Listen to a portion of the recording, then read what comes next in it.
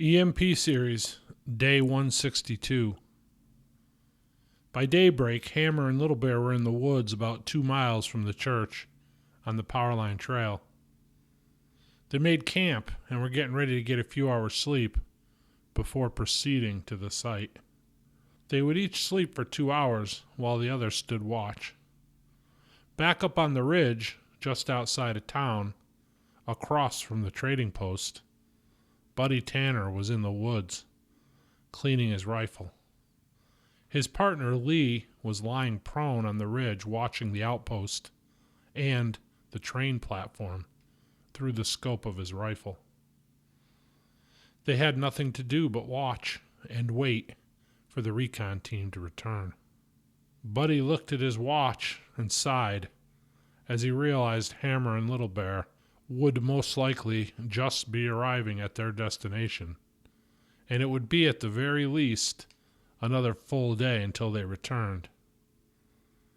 Major Stillman arrived in town and went directly to the diner to get a cup of coffee, and then strolled into Carl Fairley's office and helped himself to a seat. Carl looked up from the file he was reading and motioned, after the fact, toward the chair in which the Major was already seated in. "Come in.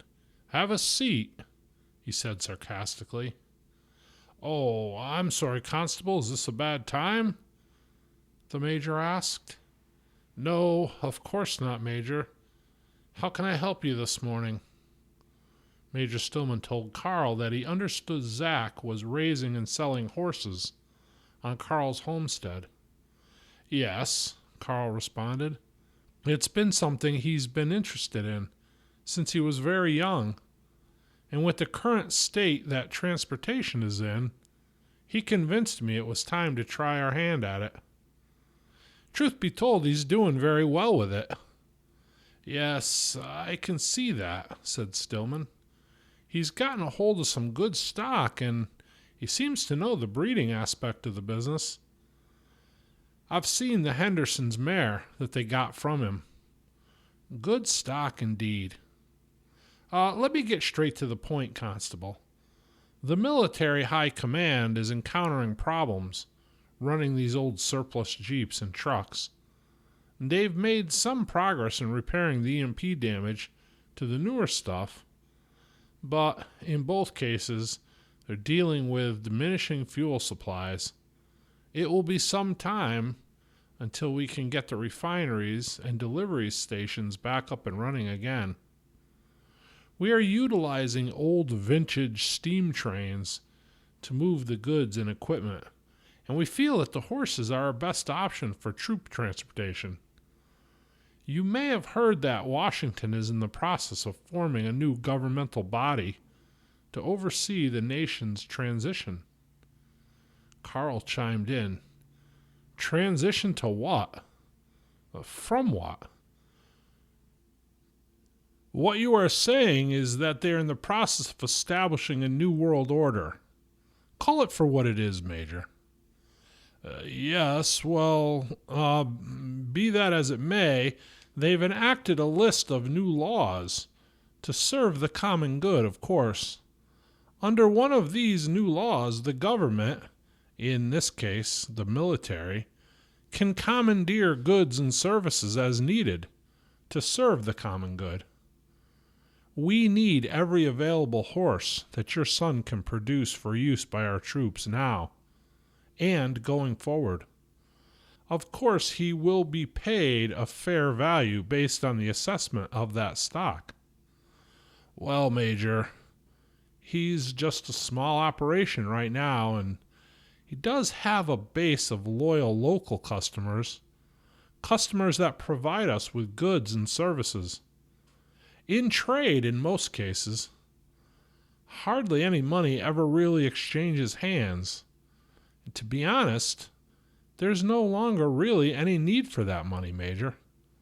The horses he raises are of value which we trade for things of equal value. For instance, last month, he provided 2 mares to the Wilkinsons. In exchange, they've agreed to pay us in beef and cow's milk for an entire year. He sold one young colt to Samuel Arms in exchange for Samuel to spend 1 day per week working on our homestead during the upcoming growing and harvest seasons. I'm not sure how he will feel about selling to the military.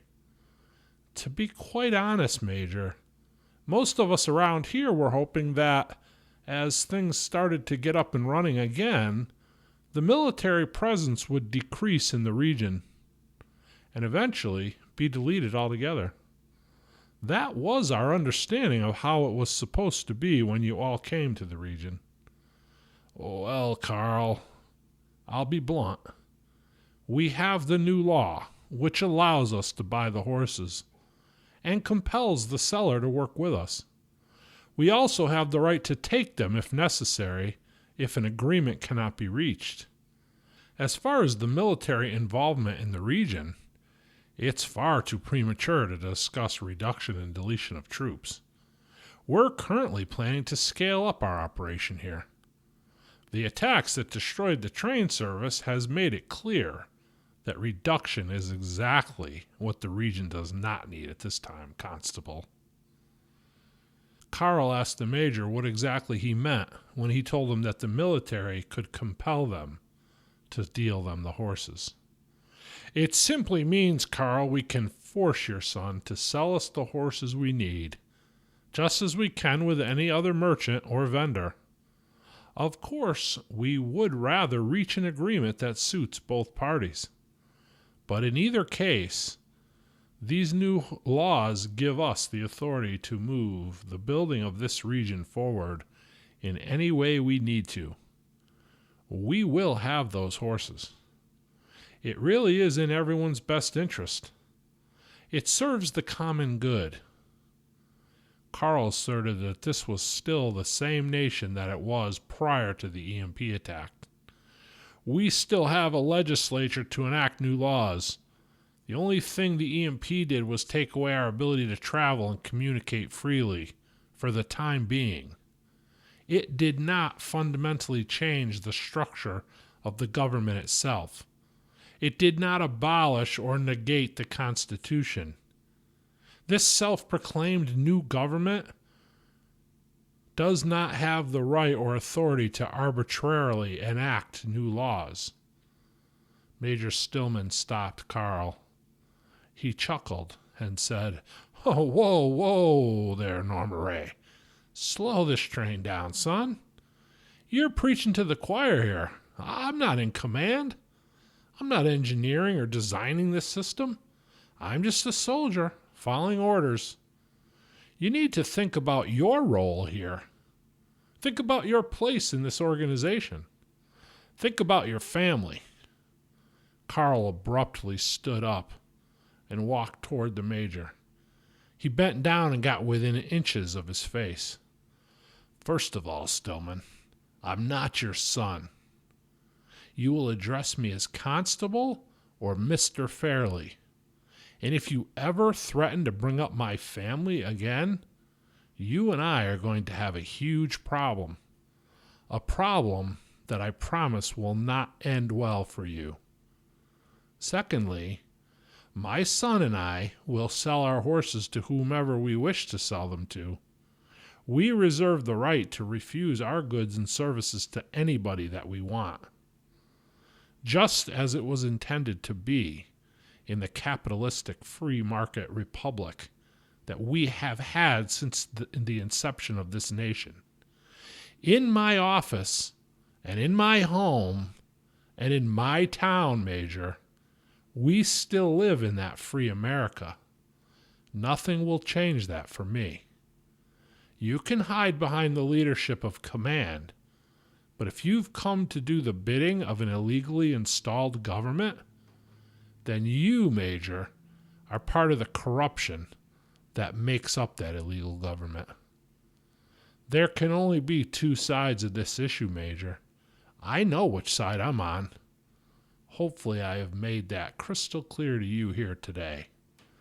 Now get your rear end up out of that chair and remove yourself from my office before I take the pleasure of removing you myself." Major Stillman stared at Carl for a long moment. He then slid himself back in the chair and slowly stood before Carl, who had not budged. He walked toward the door and turned back to address Carl.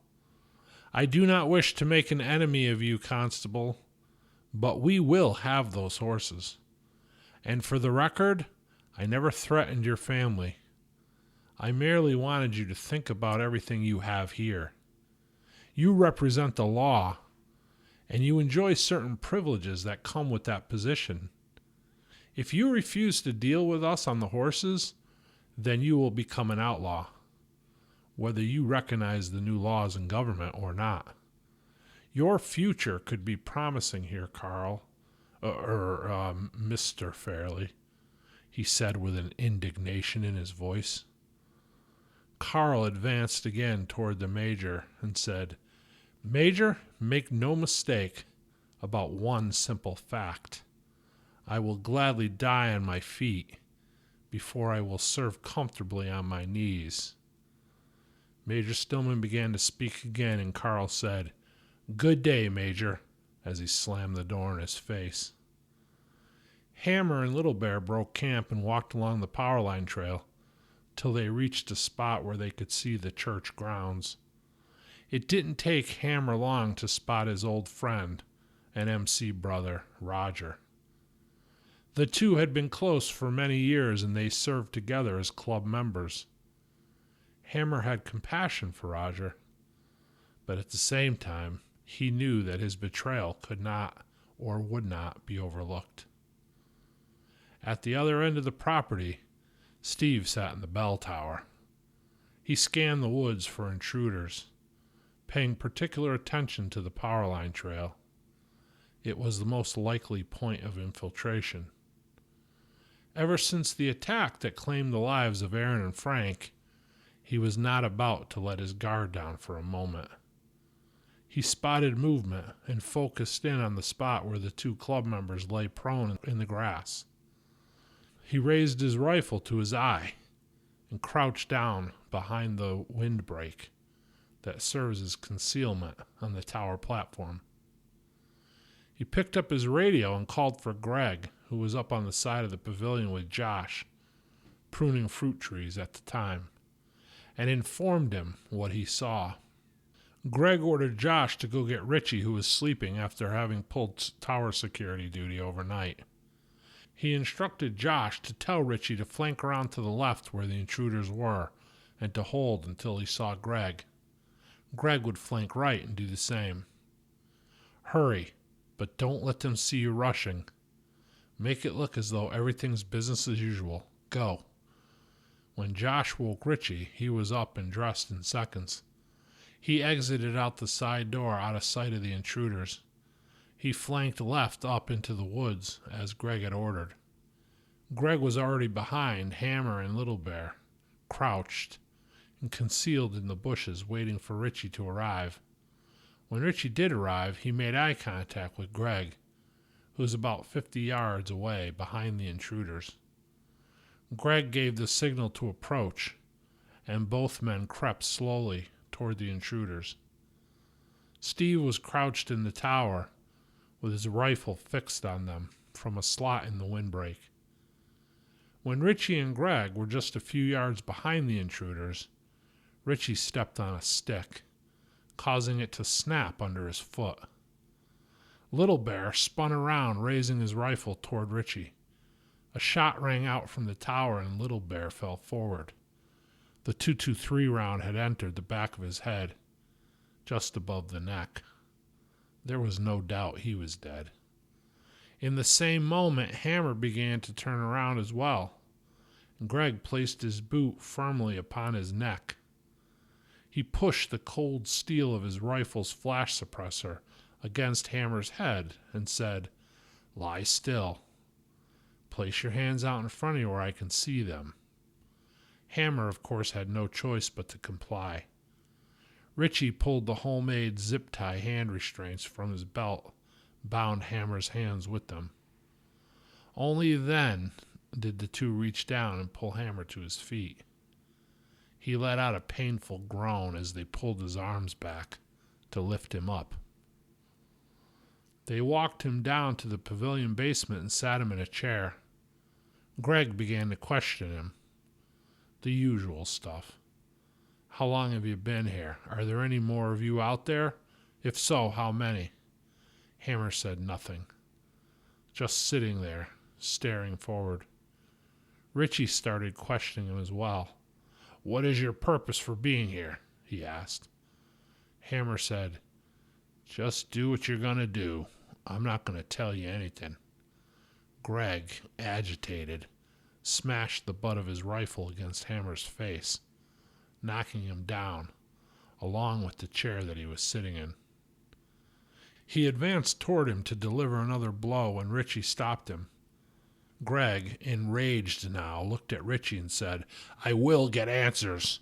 I promise you he'll talk. He pulled away from Richie and started toward Hammer again. Just then, Roger walked in. As soon as the two made eye contact, it was clear that they knew each other. Roger reached out and put his hand on Greg's shoulder. No, brother, he said. I promised you I wouldn't bring this fight here. Besides, he won't talk. I promise you that. Roger looked at Hammer, and Hammer said, Hey, R, long time no see.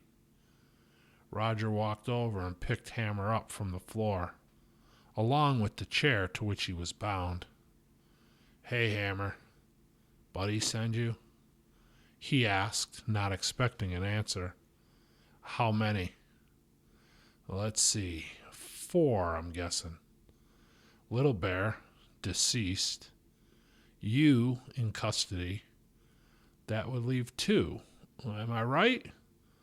I'm betting you 2 are the advance team, he asked. Still not expecting an answer. Probably Buddy himself would come for this party, am I right?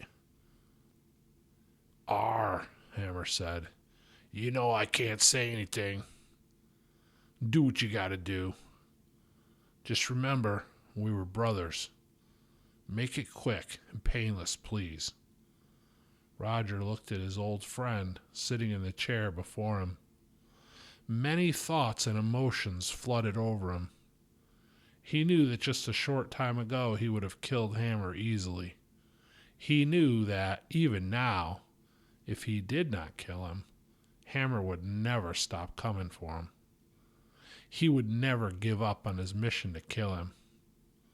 Still, he couldn't bring himself to do it. He wasn't the same man anymore.